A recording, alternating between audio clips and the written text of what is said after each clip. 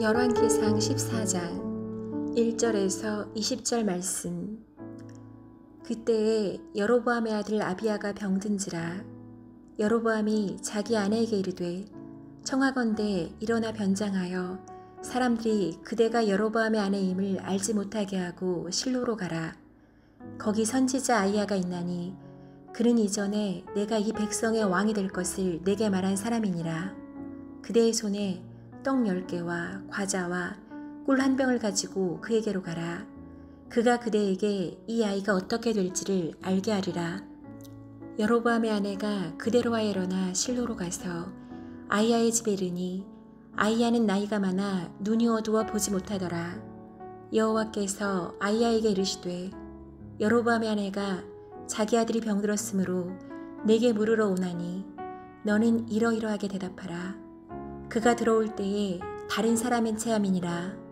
그가 문으로 들어올 때에 아이야가 그 발소리를 듣고 말하되 여로보암의 아내여 들어오라. 내가 어찌하여 다른 사람인 체하느냐. 내가 명령을 받아 흉한 일을 내게 전하리니 가서 여로보암에게 말하라. 이스라엘의 하나님 여호와의 말씀이 내가 너를 백성 중에서 들어 내 백성 이스라엘의 주권자가 되게 하고 나라를 다윗의 집에서 찢어내어 내게 주었거늘 너는 내 종 다윗이 내 명령을 지켜 전심으로 나를 따르며 나보기에 정직한 일만 행하였음과 같지 아니하고 내 이전 사람들보다도 더 악을 행하고 가서 너를 위하여 다른 신을 만들며 우상을 부어 만들어 나를 노엽게 하고 나를 내 등 뒤에 버렸도다.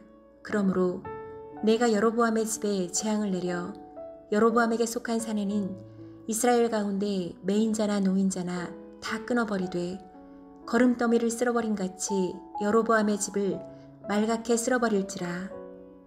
여로보암에게 속한 자가 성읍에서 죽은즉 개가 먹고 들에서 죽은즉 공중의 새가 먹으리니 이는 여호와께서 말씀하셨음이니라 하셨나니 너는 일어나 내 집으로 가라. 내 발이 성읍에 들어갈 때에 그 아이가 죽을지라.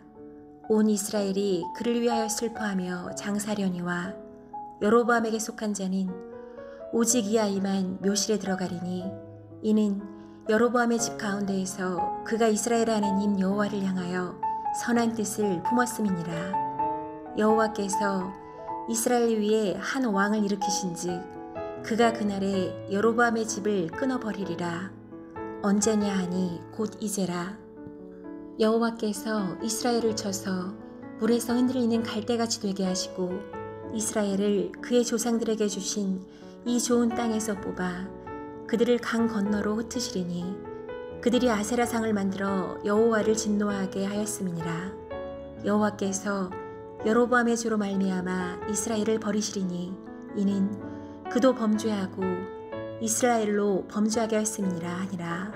여로보암의 아내가 일어나 디르사로 돌아가서 집 문지방에 이를 때에 그 아이가 죽은지라. 온 이스라엘이 그를 장사하고 그를 위하여 슬퍼하니 여호와께서 그의 종 선지자 아이야를 통하여 하신 말씀과 같이 되었더라. 여로보암의 그 남은 행적 곧 그가 어떻게 싸웠는지와 어떻게 다스렸는지는 이스라엘 왕 역대지략에 기록되니라. 여로보암이 왕이 된 지 22년이라. 그가 그의 조상들과 함께 자매 그의 아들 나답이 대신하여 왕이 되니라. 아멘.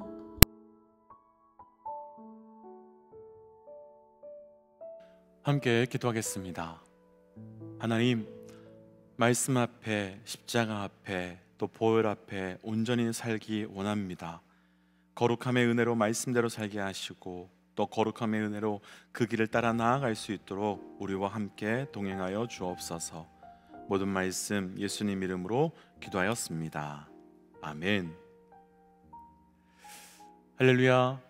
죽을 수밖에 없는 죄인임에도 불구하고 죄인인지 알지 못한 채 살아가는 우리를 그냥 두지 않으시고 돌이키시며 회개시켜 주시는 우리 하나님의 이름을 높이 찬양합니다. 오늘 우리가 함께 나눌 말씀의 제목은 죄 앞에 침묵, 회개케 하시는 하나님이라고 하는 말씀의 제목으로 그 죄인 되었지만 돌이키지 않는 우리 인간들을 하나님께서는 어떻게 돌이키시고 구원시키는지에 대한 말씀을 함께 좀 깊이 있게 묵상해 보려고 합니다. 우리가 지금 계속해서 열왕기상을 묵상하고 있는데요, 오늘 말씀은 특별히 북이스라엘의 그 여로보암의 인생의 결말에 해당되는 말씀입니다. 우리는 이미 말씀을 읽어서 말씀의 결론을 너무 잘 알고 있지만 여로보암의 인생의 말년은 비참한 죽음으로 끝나게 됩니다. 하지만 분명 여로보암이 처음부터 그런 사람은 아니었습니다.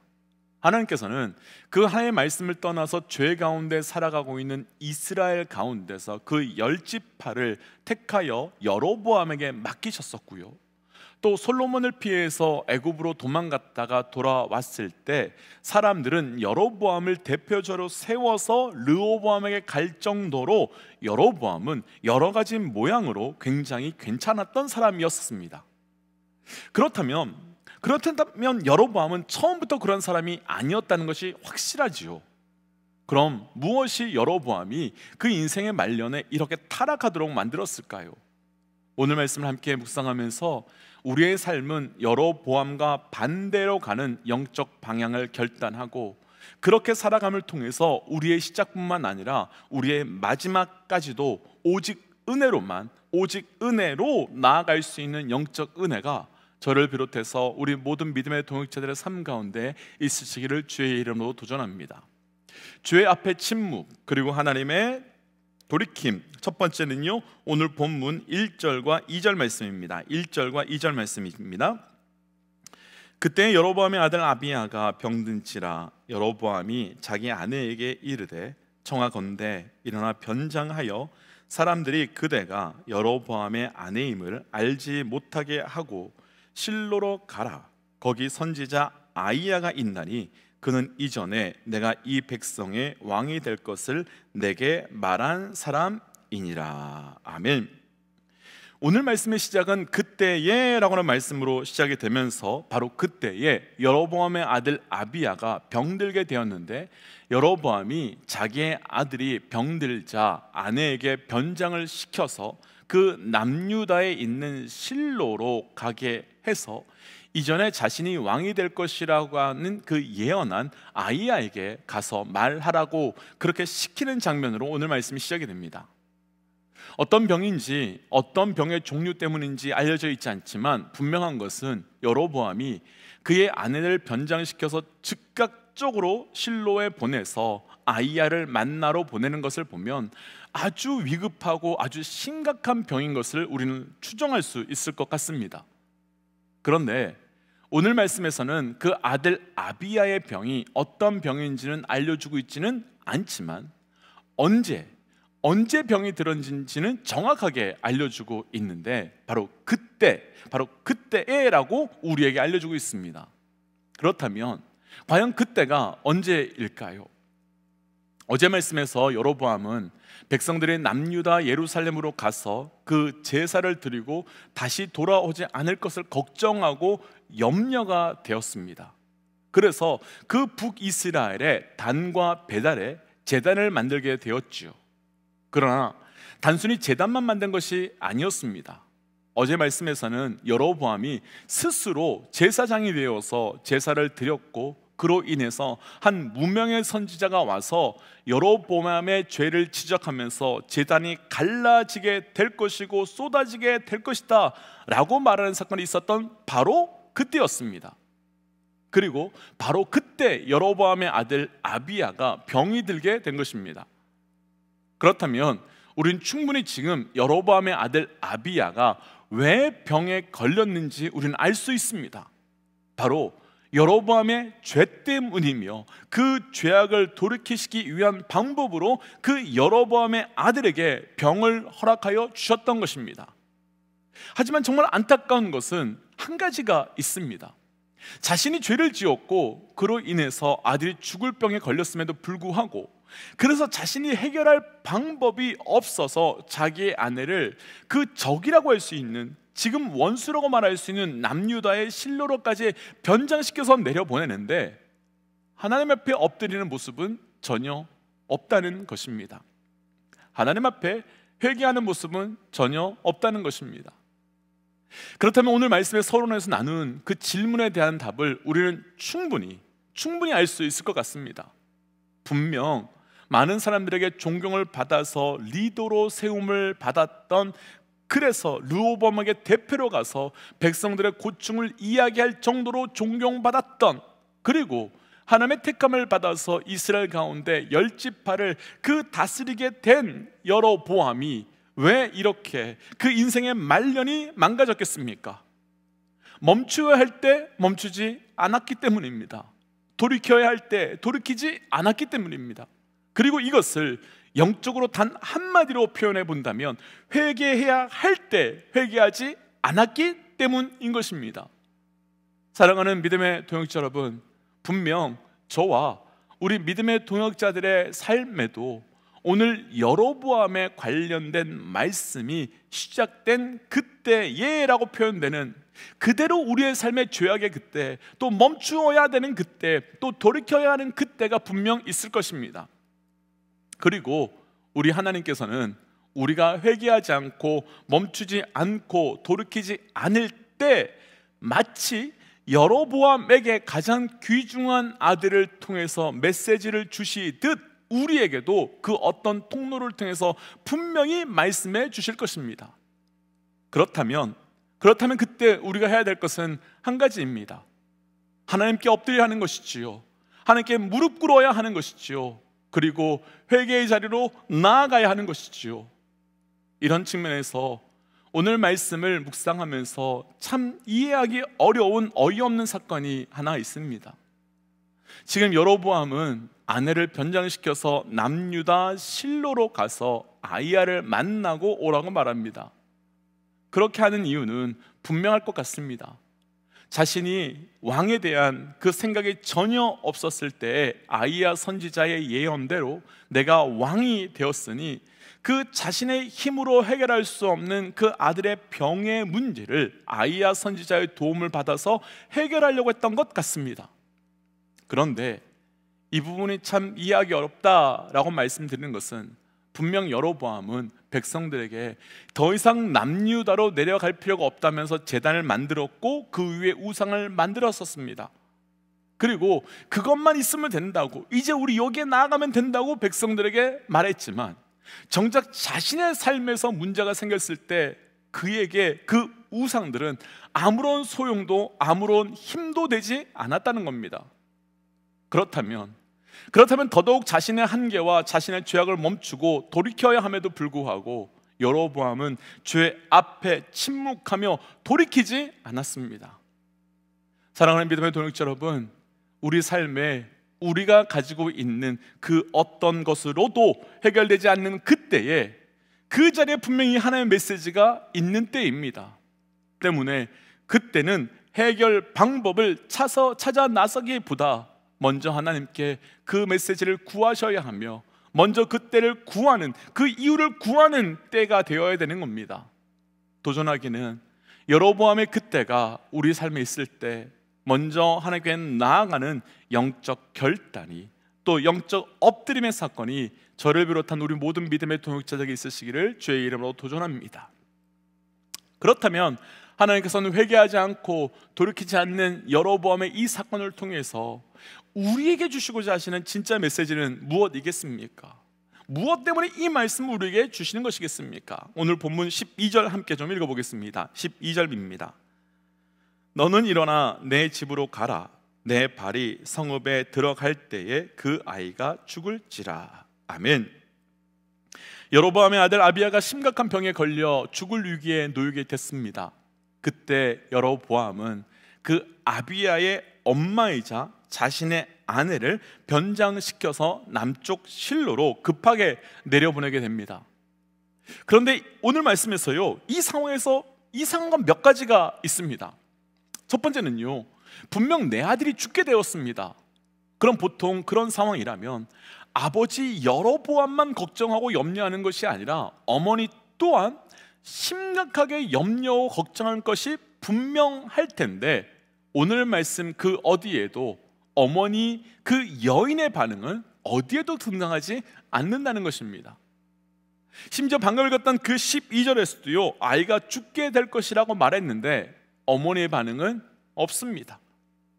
입장을 바꿔서 우리 아이가 만약 이런 상황에 놓여서 죽게 될 것이다, 이런 말을 듣는다면 어떻게 반응하시겠습니까? 아비야의 어머니처럼, 이 여인처럼 처음부터 끝까지 단 한마디도 하지 않고 그냥 이렇게 있을 수 있으시겠는지요? 이 사건에서 또 이상한 두 번째는 13절 말씀을 보시면요, 결국 이 아이가 죽게 되어서 장례를 치르게 될 것인데, 그때 여로보암의 가족 가운데 유일하게 이 아이만 묘실에 들어갈 것이다 라고 말씀하시면서 오직 그만 하나님의 선한 뜻을 품었기 때문이다 라고 증거하고 있습니다. 아비야만이 오직 하나님의 선한 꿈을 품었다고 하는 것의 그 원어의 뜻은 오직 아비야만이 하나님의 말씀에 순종하여 말씀대로 살았다라는 뜻입니다. 그렇다면 그가 어떻게 살았기에 하나님의 말씀에 순종하며 살았다고 하시는 걸까요? 여로보암의 아들 그 아비야의 이름의 뜻은 하나님이 나의 아버지시다 라고 하는 이름의 뜻입니다. 우리가 이미 구약의 말씀을 여러 번 오랫동안 보아왔지만 구약에서의 이름은 단순한 이름이 아닙니다. 한 사람을 향한 하나님의 메시지이며 또 한 사람을 향한 하나님의 사명과 부르심입니다. 그럼 아비야는 하나님이 나의 아버지다 라고 하는 그 이름대로 살았다는 것, 그리고 그렇게 살았기에 순종하며 선한 삶을 살았다는 것을 말씀은 우리에게 증거하고 있는 거지요. 그리고 또 하나, 마지막 한 가지 더 이상한 것은요, 갑자기 아비야의 죽음 이후에 14절 말씀 한번 보시면요, 하나님께서 이스라엘의 왕 위에 한 왕을 일으켜서 그가 여로보암의 집을 끊을 것인데 그때는 곧 이제다 라고 말하고 있는 말씀입니다. 먼저 여기까지만 나누고 우리가 이 말씀을 통해서 주시는 메시지가 무엇인지를 정리해 보고 싶습니다.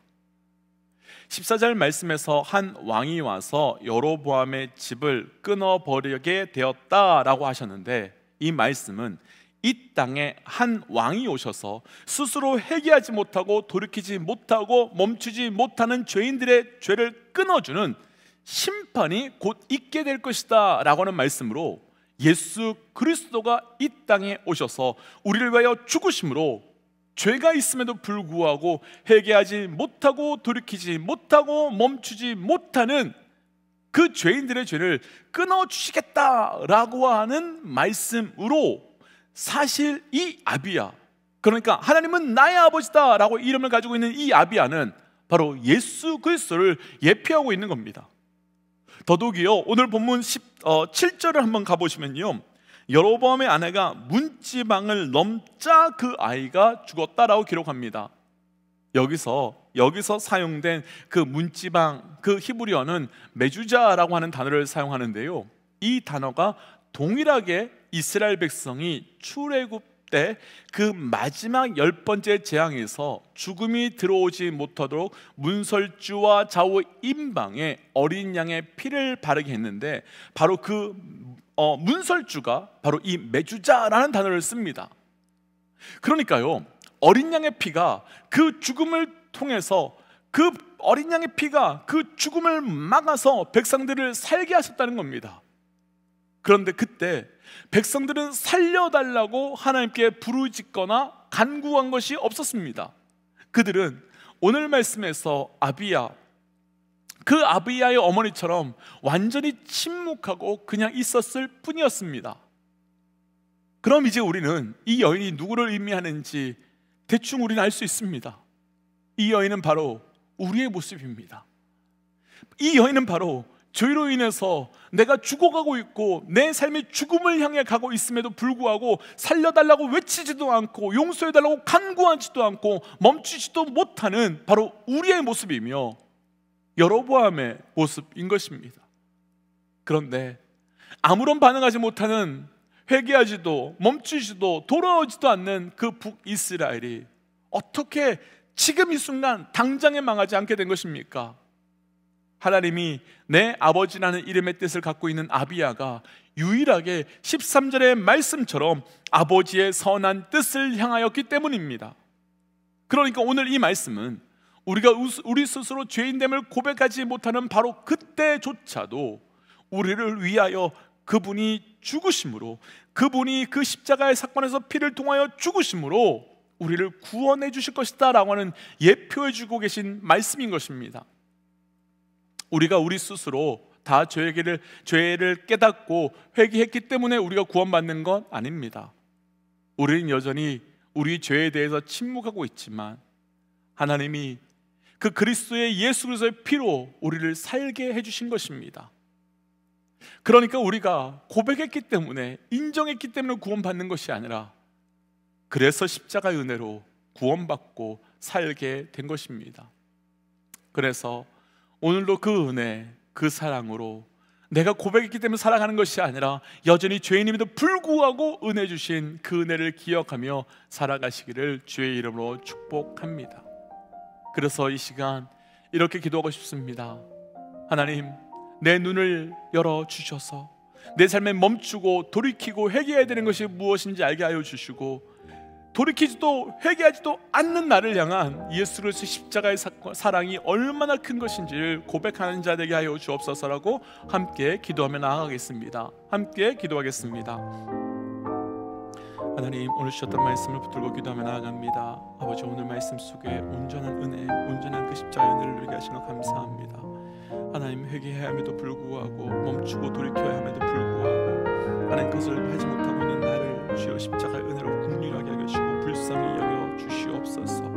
하나님, 그 소망의 은혜가 십자가를 통하여 허락하여 주신 은혜 감사합니다. 하나님, 오늘도 살려주심의 은혜, 용서하여 주심의 은혜 붙들고 온전히 살아갈 수 있도록 은혜 더하여 주옵소서.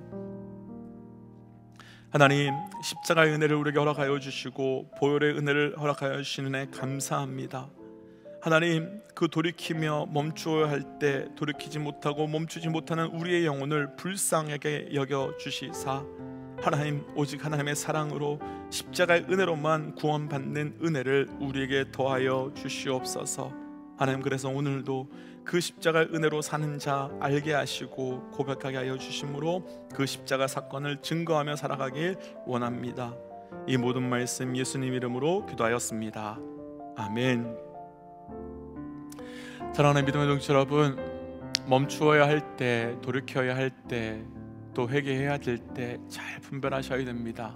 혹 우리 삶 가운데 오늘 그 메시지가 있다면 오늘이 바로 그날이 되시기를 주의 이름으로 도전합니다. 함께 선포하고 삶의 자리로 또 기도의 자리로 나아가지요. 함께 선포하겠습니다. 하나님은 살아계십니다. 아멘. 승리하십시오. 함께 기도하겠습니다.